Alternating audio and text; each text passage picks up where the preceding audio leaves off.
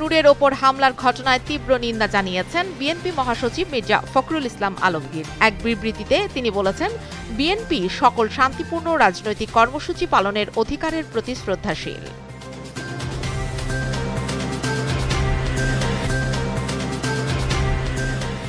নুরুল হক নুরু সহ অর্ধশতাধিক নেতাকর্মীর ওপর আইন শৃঙ্খলা রক্ষাকারী বাহিনীর হামলার প্রতিবাদে বিক্ষোভ কর্মসূচির ডাক দিয়েছে বাংলাদেশ জামায়াতে ইসলামী। বাদ জোহর বায়তুল মোকাররম উত্তর গেট থেকে এ বিক্ষোভ মিছিল শুরু হবে।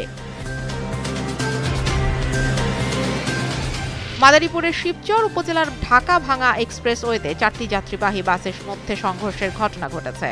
এতে অন্তত 25 জন আহত হয়েছেন। সকালে এ দুর্ঘটনা ঘটে।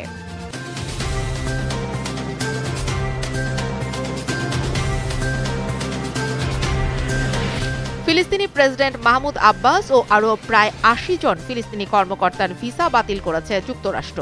শুক্রবার এ তথ্য নিশ্চিত করেছে মার্কিন পররাষ্ট্র দপ্তর।